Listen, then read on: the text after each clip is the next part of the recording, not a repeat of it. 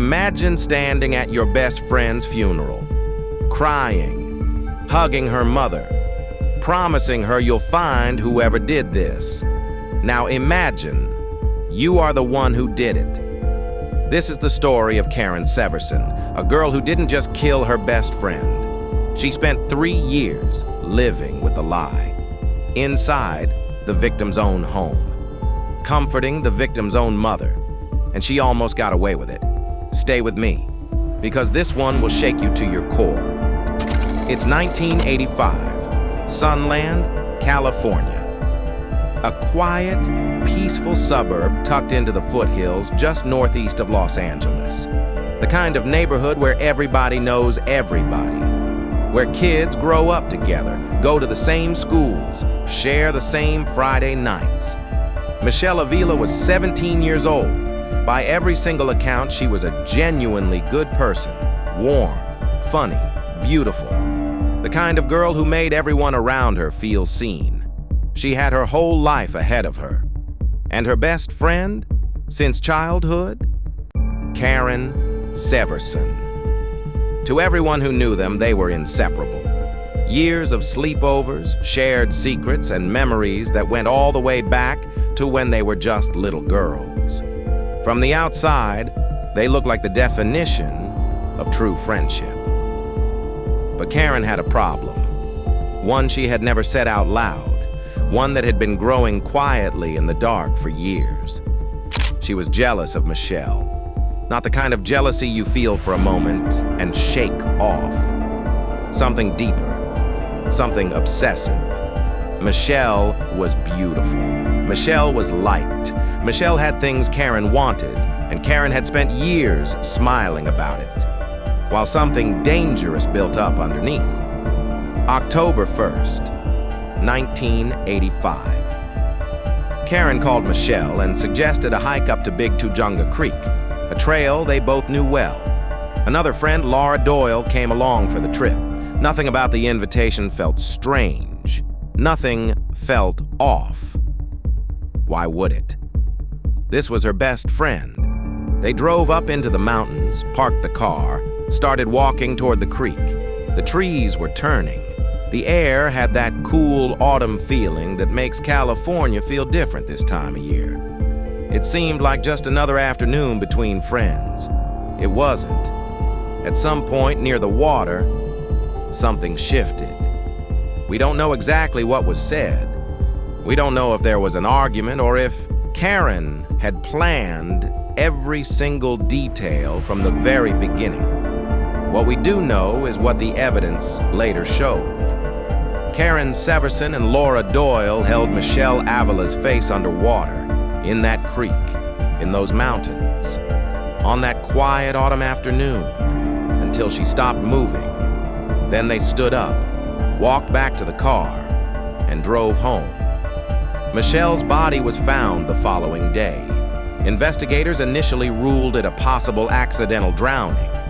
No obvious signs of struggle. Just a teenage girl, face down in shallow water. Case assessed, file closed. And Karen Severson went home and started planning her next move. Before I continue, I need you to do something right now. Hit the share button on this video. Look at the very first person that pops up. I want you to hold that person's face in your mind for the rest of this story.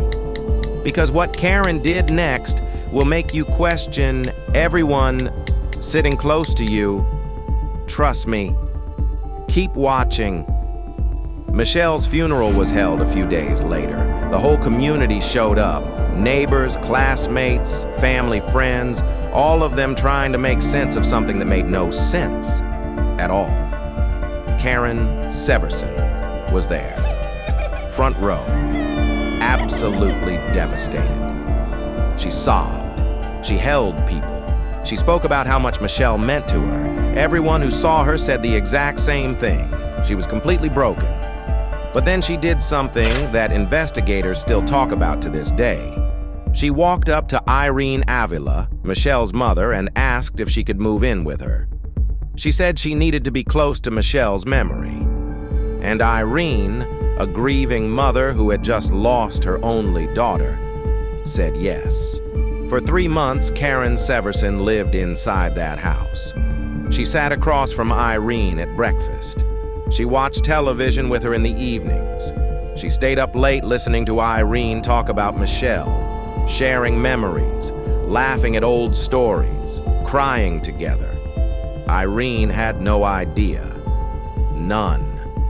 She was pouring her grief out to the very person who caused it. And it didn't stop there. After Karen eventually moved out, she kept coming back. She visited Michele's grave multiple times every single week. She covered her bedroom walls with photos of Michele and newspaper clippings about the unsolved case. She returned again and again to the creek where it happened. She even told Irene one night that she had seen Michele's ghost. For 3 years, nobody suspected a thing. But secrets have a way of finding the light. 3 years after the murder, a young woman named Eva Chirumbola couldn't carry the weight of what she knew anymore. She had been at that creek the day Michele died. She had seen what happened. And in 1988, she walked into a police station and told them everything. Just like that, 3 years of the perfect lie, dismantled in a single conversation. Police moved fast. Karen Severson and Laura Doyle were arrested and charged with first-degree murder. The same girl who had cried at the funeral. The same girl who had held Michele's grieving mother in her arms. The same girl who visited the grave every week and said she saw her best friend's ghost. She had been the ghost all along. Karen Severson was convicted of first-degree murder. So was Laura Doyle. The case became the subject of a true crime book and a television film called A Killer Among Friends. Michele's family later fought for legislation in California to protect victims' families, and that law is now known as Missy's Law.